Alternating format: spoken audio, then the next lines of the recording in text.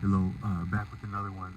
Just popping in, and I don't know how much bandwidth I have, so this might be the greatest video of all time, or this might be nothing of all time. So I'm gonna try to come with maybe the best that I got with what time I got or don't got. So that being said, I wanted to talk about like a little bit of greatness with this one. And like if you look at a lot of traditions, a lot of times things are balanced, and like another word for like balance would be dynamic, which is that you have things that check one another. So an example would be like the powers in the U.S. Constitution, which I've said in other videos, may have been derived, appropriated from and borrowed from people known as the Anansi, also known as the Iroquois Native Americans in America. And then in some of the balances that they understood us to exist within as part of nature, and then that checks and balances would be a part of that. Within other faith traditions, such as I've also cited in this video, Bharata Dharma, some of the understandings of India, which that's very arbitrary because India is one of the greatest seats of learning of all kind, including faith, and is not limited to any tradition. So to say these are that I understand to be native to the continent of India, but India is no less limited in scope of understanding or offerings, whether faith or knowledge or scholarship to this. But it's been said that there are at least three, if not four, great persons in causation, in causing our experience of what we call reality, which would be you would have like um,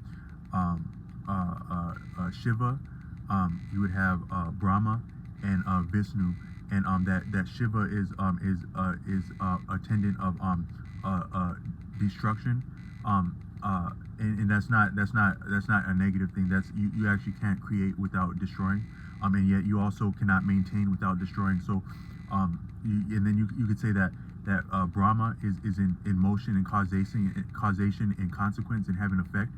Things are always ceaselessly moving. Therefore, what we do amounts to causes is a function of cause and effect, and those causes are real and those effects are real because that change is real.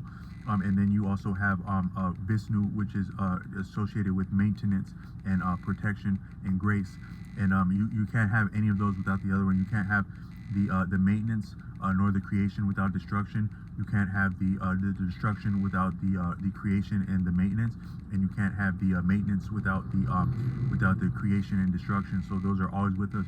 But then what would be overarching above that is that you have something called Chid Gana, which is simply massive consciousness.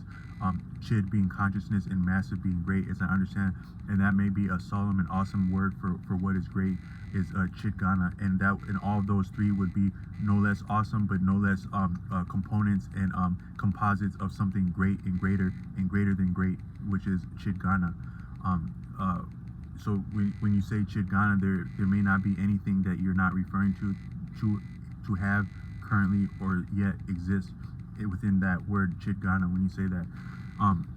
But so I wanted to not be pretentious. I wanted to give an example of me and some of my friends growing up, where you have a dumber, and a beautiful person named Joe, which would be you could say I think you could figure out which ones would be equated, where we could say that maybe those figures that I mentioned, those three, they sound male when you say that. And then in that same tradition, it's said that nothing is great without its counterpart, no less than the female counterpart or consort. So that and then within those, and then also what's greater than great has been more so appreciated as being like a mother.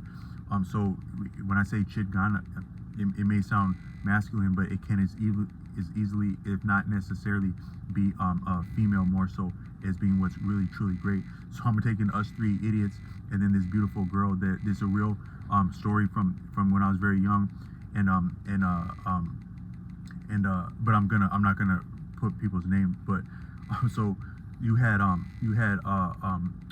King so you had King Caesar growing up. This is a real person I grew up with, and he was so good at life that he didn't know how he was good like that. He was just simply suave. Like I had this another a different female friend as a kid, and her family was actually friends with my family, and she had like little brothers that would come to the school sometimes, and me and King King Caesar would sometimes teach her little brother this word suave, but that Caesar was actually suave like that. And one time when we were in like the fourth grade, Joe was like, oh, I'm putting on Caesar's shirt today. I'm Caesar today. And like that near about broke my heart, because she was my whole world in fourth grade, and she was trying to wear Caesar's shirt. So if that's not a cool look for someone to just tell you what kind of person he was.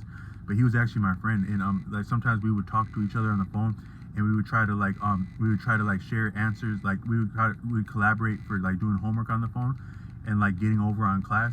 But sometimes we couldn't understand each other well, because he actually was from Spanish speaking home, and he could speak English fine, but sometimes like there was just like a certain word where we're like, what no like what, and I almost had to say like all the way the alphabet up to that letter to get to like, it was like somewhere like the one of the latter points of the alphabet.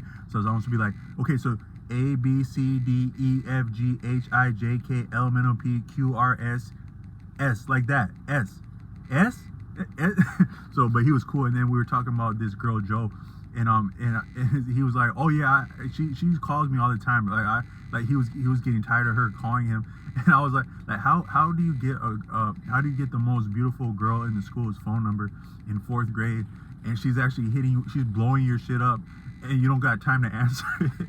And all the other boys are daydreaming about her on and off school, listening to songs of Selena, like late at night when all the world is sleeping, I stay up and think of you.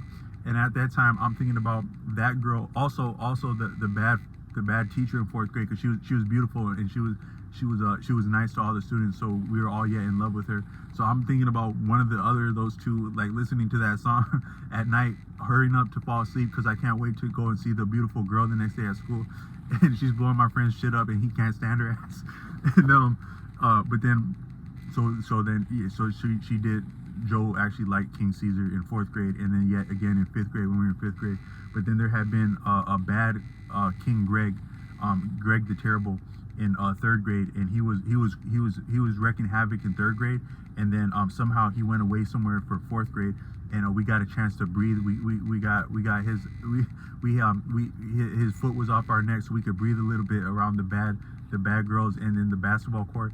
And then no less, the bad sheriff showed up the bad cowboy showed up back in town in fifth grade. And then I think Joe was somewhere about in love with both of them, with King Caesar and Greg the Terrible. And Greg, so King Caesar's superpower was no superpower. He was just simply awesome, and he didn't know how he was awesome, and he didn't try to be awesome. He was just simply awesome. So he let things happen. Maybe that would be his superpower, is that he let things happen. That's why he was so great. Now King Greg was funny, and he would make a joke about your ass, and then if you had a problem with it, he'd kick your ass right there like that. Joke as is appropriate, kick asses is appropriate. That's his superpower. So I want to say that might be yet another superpower. One superpower is let things happen. Another superpower is make jokes, and then if it's a problem, fix the problem, and then make more jokes. And so now me, to fancy myself in the equation, I was more so of the